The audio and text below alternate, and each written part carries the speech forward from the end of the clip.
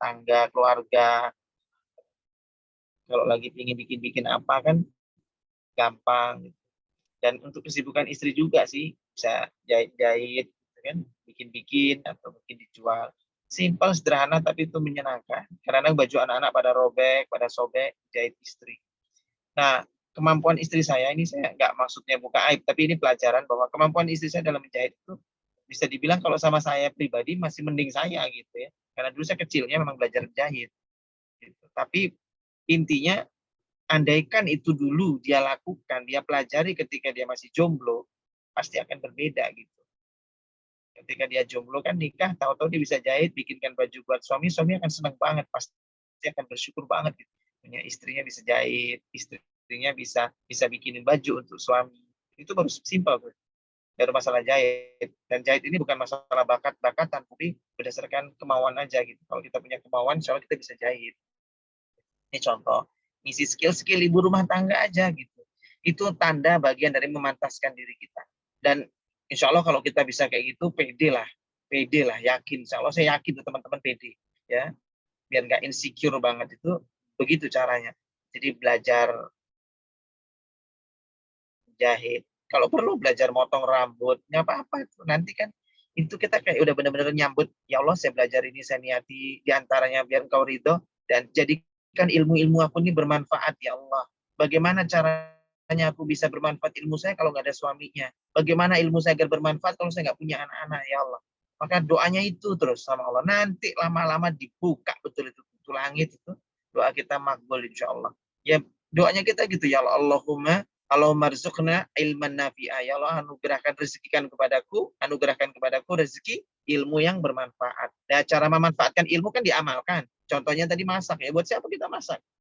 Kan kita, ya Allah saya sudah belajar masak, ya Allah saya ingin bisa memasak untuk suami, untuk anak-anak. Ya Allah saya sudah bisa belajar jahit, saya bisa belajar potong rambut, saya belajar ini, saya belajar itu untuk keluarga saya. Ya Allah, saya sudah belajar ngaji, memperbaiki tahsin Quran saya, belajar menambah hafalan Quran. Ya Allah, saya ingin ilmu saya ini saya wariskan ke anak-anak saya, ingin berbagi dengan suami saya, Rob. Jadi ada alasan. Ya, teman-teman mesti paham, ada alasan. Kita belajar ilmu itu ada alasan minta jodoh itu. Karena apa? Ingin mengamalkan sebuah ilmu itu. Itu kan sama dengan kayak Nabi Ayub alaihissalam ketika dia, ya Nabi Ayub doa sama Allah. Doanya kan, ya Allah, Robbi lata, bukan Robbi lata, ya Allah, aku minta kepadamu, kan ditanya, ya Allah, sungguhnya aku ini tertimpa penyakit ya Allah, aku ini tertimpa penyakit. Wa anta arhamur rahimin ya Allah, padahal engkau itu yang maha arhamur rahimin, maha penyayang di antara yang penyayang ya Allah. Doanya Nabi Ayub alaihissalam ketika dia sakit. Saya itu minta, intinya gini, saya itu minta, kata Nabi Ayub dalam riwayat yang panjang itu, saya itu nggak masalah kena sakit tuh nggak masalah ya Allah. Tapi persoalannya ketika saya mau sujud ya Allah, ketika itu penyakit saya itu mengganggu saya sehingga saya nggak bisa sujud ya Allah. Maka engkaulah ya arhamur rahimin, engkaulah yang penyayang di antara yang penyayang. Artinya doa Nabi Ayub seketika disembuhkan dia dari penyakitnya dikabulkan ketika dia punya alasan untuk ingin beribadah kepada Allah. Ingat, Nabi Ayub mengatakan, Rob, aku nih nggak apa-apa kena sakit. Tapi persoalannya gara-gara sakit ini, aku tuh nggak bisa ibadah. Aku tuh nggak bisa sujud, ya Allah. Nah, begitu loh. Nah, begitu pula teman-teman. Jadi ketika itu dihadapkan pada, saya kepingin beribadah, ya Allah. Aslinya saya ikhlas, tapi saya ingin beribadah, gimana? Ya kayak teman-teman, Rob, aku menerima ketetapan. Dalam kondisi saat ini, jodohku belum hadir, ya Allah. Aku terima keadaan ini, ya Allah. Aku ridha, ya Allah. Hanya saja bagaimana aku bisa mengamalkan ilmuku, ya Allah. Itu cara doanya. Gimana cara saya mengamalkan ilmu saya? Saya sudah belajar menjahit, saya sudah belajar memasak, saya sudah belajar ilmu, saya sudah belajar Al-Quran. Bagaimana ya Allah agar ilmu-ilmu ini bermanfaat? Maka anugerahkan aku pasangan dan anak keturunan yang soleh. Rabbana hablana min azwajina wa dzurriyyatina qurrata a'yun. Minta itu sama Allah. Tadi ingat alasannya untuk ibadah. Nah, yang demikian itu insya Allah kalau doanya Nabi Ayub itu kata Allah, fastajabna lahu. Bukan wastajabna atau sumastajabna, tapi fastajabna. Pakai fa. Kalau pakai fa itu artinya Allah ngabulkannya cepat, nggak pakai lama. Kalau wastajabna itu dikabulkan tapi masih ada jarak beberapa waktu. Bisa sehari, 2 hari. Sebenarnya maka dikabulkannya agak lama waktunya. Bisa setahun, bisa 2 tahun. Makanya Allah katakan fastajaben, kayak fastabiqul khairat gitu kan ya. Fastaghfaru lidzunubihim, menyegerakan. Maka ketika kata Allah itu bunyinya fastajabna, maka Allah akan kabulkan dengan cepat permohonan. Nah, salah satunya minta kepada Allah itu sesuatu yang bisa kita jadikan alasan untuk berdoa. Alasan untuk bisa beribadah maksudnya. Cari alasan untuk biar bisa beribadah, lalu angkat itu dalam doa kita. Nah, insya Allah mudah-mudahan itu bisa menjadi percepatan jodoh, dan insya Allah teman-teman mudah-mudahan nggak insecure. Ya, supaya nggak makin insecure, ya bergaulnya juga pilih-pilih ya teman-teman. Jangan sukanya gaul sama perasaan. Dikit-dikit nanyain kapan nikah, terus suka bully-bully segala macam. Ya, jauhi aja teman-teman kayak gitu ya. Itu ya jauhi aja lah. Maka bergaulnya sama teman-teman yang kira-kira positif aja, yang bisa saling menghargai perasaan segala macam gitu. Allah alam bisawab gitu ya teman-teman semua yang dirahmati Allah, akhwat-akhwat, ukhti fillah. Ya kita tanya jawab ya. Nah, insya Allah masih ada waktu nih 12 menitan ya. 12 menit. Aku tuh soalnya maaf ya, jam 5 harus siap-siap mau ke Gunung Kidul ini, mau ada agenda di sana. Silakan teman-teman yang mau nanya, silakan. Ada nggak saya? Ya itu tadi teman-teman tentang insecure. Mungkin kalau kita terlalu meratapi, jadinya kita jadi semakin insecure. Tapi kalau diisi dengan hal-hal yang positif, insya Allah semakin berkembang potensi kita. Tapi gini nih, Tak. Kadang kita itu saking sibuknya diri, menyibukkan diri gitu loh. Sampai kalau orang desa itu kan gampang banget ya ngomongin gitu. Ojo, ojo sibuk-sibuk, jangan terlalu sibuk sampai kamu itu lupa akan nikah kayak gitu. Kayak gitu tuh gimana, Tat? Terlalu sibuk. Ini kita juga kalau sibuk itu jangan sampai kesibukan kita itu yang membuat laki-laki itu berpikir untuk menikah dengan kita. Contoh misalnya pegawai bank. Pegawai bank itu kan udah diketahui ya Mbak, berangkatnya dari jam 7 mungkin dia sudah berangkat, atau setengah 7 dia berangkat. Karena bank itu buka biasanya jam 8, maka dia ada jam 7 sudah briefing. Pulangnya pun pegawai bank itu tutup jam 4, tapi kenyataan pulang bisa maghrib bahkan sampai isya. Karena harus buat laporan dulu, perhitungan, penyelesaian administrasi segala macam. Pekerjaan-pekerjaan yang membuat seseorang itu terpenjara oleh waktu, itu sebaiknya saran saya dihindari. Bukannya apa-apa, ikhwan itu mikir dulu kalau mau nikah sama dia, si akhwat ini mikir kenapa? Waduh, dia aja waktunya habis untuk kerjaan. Terus untuk sayanya kapan gitu? Untuk keluarga kapan? Untuk anak-anak kapan? Sehingga cowok-cowok itu belum maju sudah mundur gitu. Belum maju sudah mundur. Sehingga hindari pekerjaan-pekerjaan yang terlalu banyak menyita waktu. Cari pekerjaan-pekerjaan yang kira-kira nggak terlalu menyita waktu, yang normal-normal aja, dan tetap perluas pergaulan. Itu. Selain ya ikhtiar lah, di lembaga ta'aruf kan banyak, gak cuman Jempu Jodoh, Rumah Ta'aruf, Taman Surga, tapi banyak yang lain. Bagi saya rumah-rumah ta'aruf itu bukan pesaing. Buat saya mereka itu hadir, yang lain-lain banyak juga yang baru-baru sekarang ini rumah ta'aruf juga yang macam-macam itu. Selama mereka syar'i, maka ya nggak masalah gitu. Kecuali mereka namanya lembaga ta'aruf tapi kok cara ta'arufnya kayak orang pacaran, dibiarin berdua ngobrol, terus nggak ada pendamping, nggak ada pembimbing, nah itu lain. Itu mungkin mereka murni, mereka bukan untuk menegakkan syariat, mau cari duit aja mungkin, ya Allah alam. Nah jadi intinya kalau masalah pekerjaan Mbak, jangan memang yang terlalu menyita waktu sampai Mbak lupa gitu, lupa bergaul, lupa cari teman, habis waktunya untuk pekerjaan. Sebenarnya nasihatnya orang desa itu maksudnya itu, gitu. Karena cowok-cowok akan mikir-mikir gitu, memilih wanita yang habis waktunya untuk pekerjaan. Oke, berarti harus seimbang ya, Kak. Harus bisa memosisikan diri lah. Baik, langsung aja kita bahas ini yang dari chat, yang dari chat ini dari Mbak Sinta. Assalamualaikum, maaf Ustadz mau tanya, kenapa yang mendekati kita selalu orang yang tipenya sama, padahal kita tidak mau dengan tipe seperti itu. Misal yang non-Islam ya, nonin ini. Okay. Atau yang Islam, tapi maaf, masih mabuk-mabukan dan maksiat segala macam. Nah, yang perlu kita ketahui adalah, ini pertanyaannya Mbak Sinta bagus. Kenapa kok yang dekati kita yang bukan selera kita? Jawabannya, mungkin frekuensi kita masih ada di lingkungan mereka. Mesti hijrah, Mbak. Hijrah pergaulan, hijrah frekuensi. Kalau frekuensi pergaulan kita nggak akan connect ke mereka, ya pasti nggak akan ketemu sama mereka. Munculnya pemabuk, munculnya orang non-Islam segala macam. Berarti frekuensi pergaulan kita masih di orbit yang sama dengan mereka. Artinya hijrah kita belum hijrah ke lingkungan. Kita mesti hijrah dalam persahabatan, hijrah dalam pergaulan. Mungkin pergaulan Mbak belum hijrah. Secara diri sendiri mungkin kita sudah hijrah. Mbak Sinta mungkin sudah hijrah. Tapi secara pergaulan mungkin belum hijrah. Nah itu persoalannya. Lalu yang kedua, maaf, penampilan juga menentukan ya, penampilan. Ketika penampilan kita penampilannya lebih syar'i, maaf ya, penampilan kita lebih syar'i, tentu akan menyaring dengan sendiri. Karena anak-anak yang mabok-mabokan, yang non-muslim, dia nggak begitu tertarik dengan yang terlalu syar'i atau yang penampilannya syar'i nggak tertarik, gitu ya. Karena mereka menyadar diri bahwa mereka pasti akan ditolak. Atau yang kedua, yang syar'i itu kayaknya malah nggak asik diajak ngobrol. Gitu. Itu kan dugaan mereka. Nah, oleh karena itu, saran saya perlu namanya hijrah secara penampilan juga penting. Yang kedua, hijrah pergaulan atau frekuensi pergaulan. Begitu Mbak Sinta. Kalau alam bisawab. Oke. Pertanyaan selanjutnya, Tat.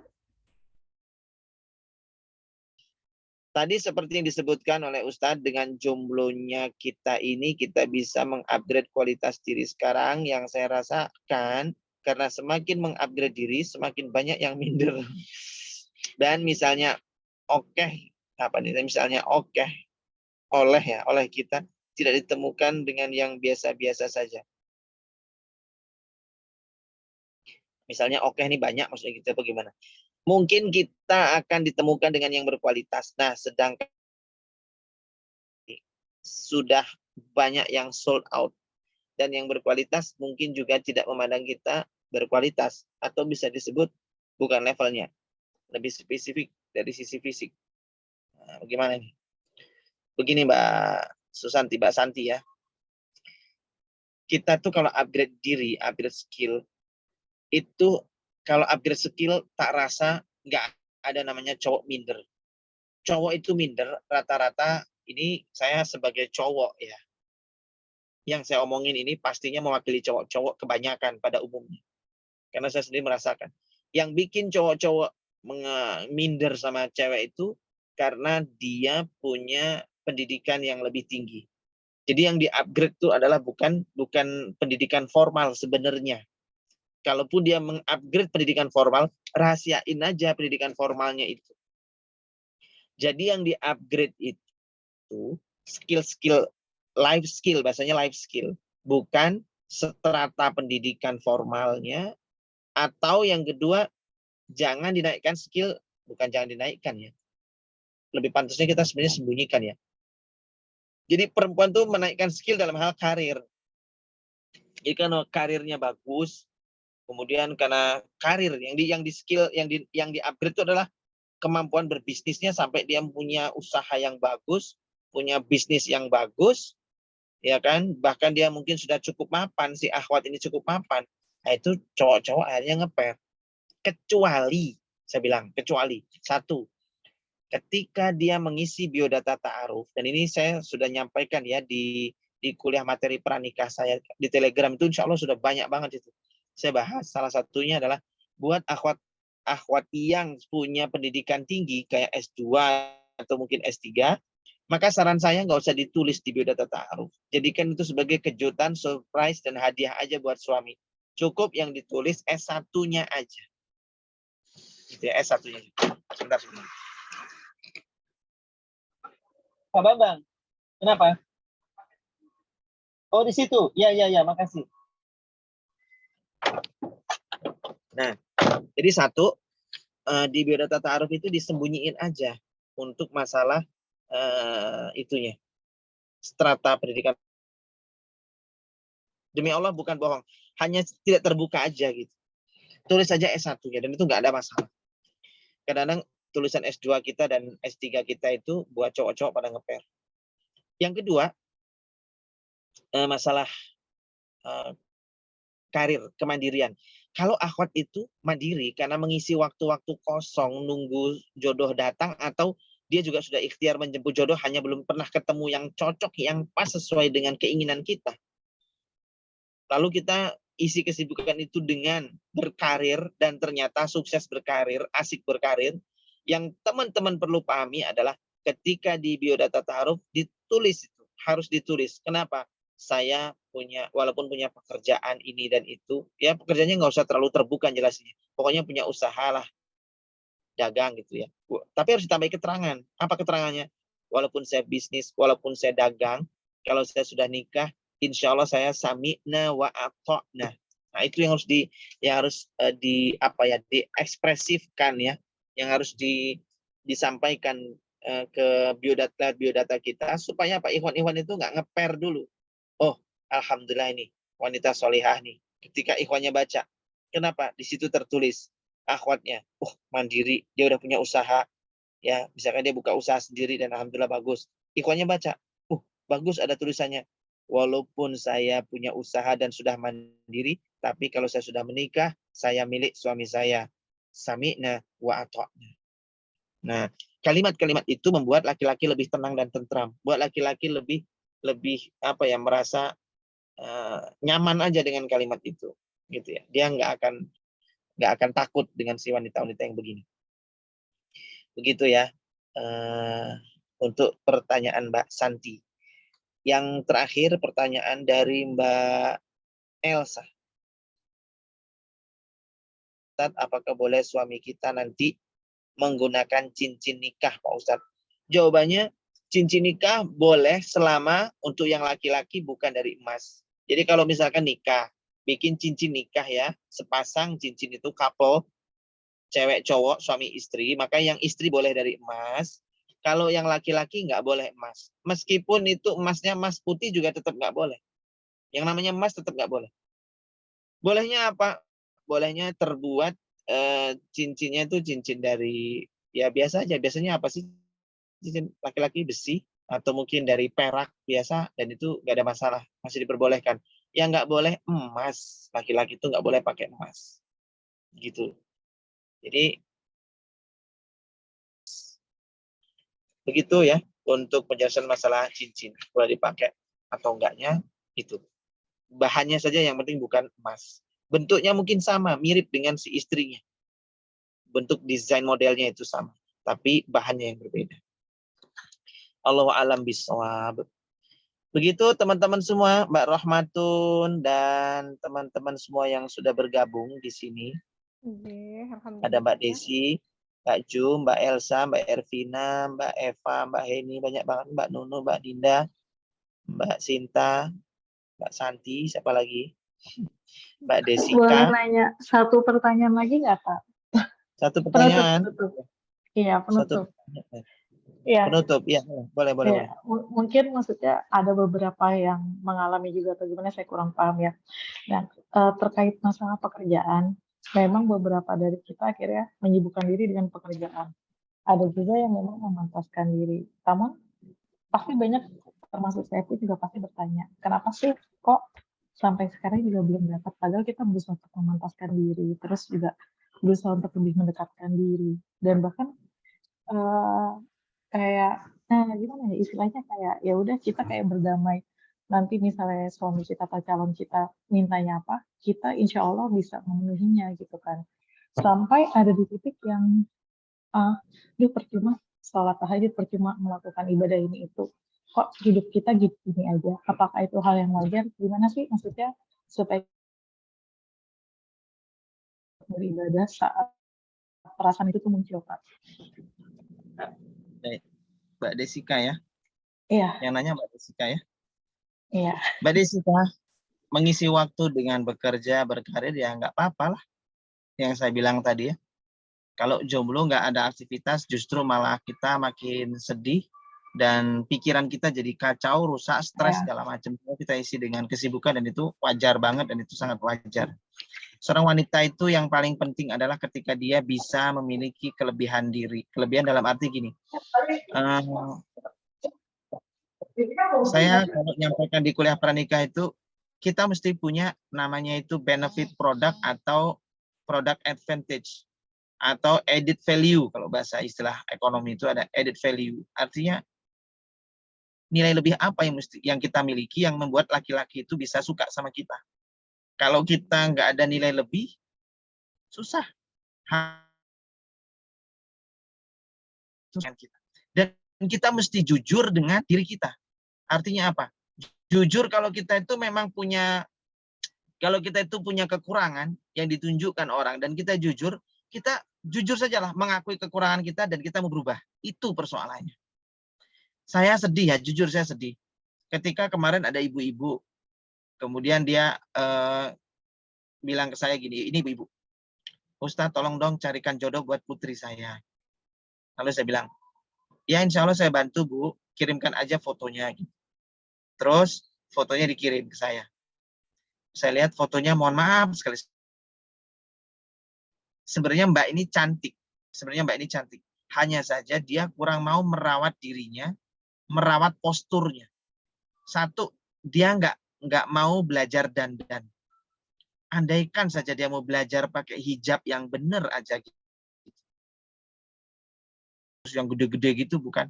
Tapi caranya, saya bilang, caranya berhijab. Dia mesti mengetahui, kalau pipi tembem tuh harusnya jilbabnya kayak apa makainya. Kalau pipinya tirus, kalau wajahnya kotak gitu ya.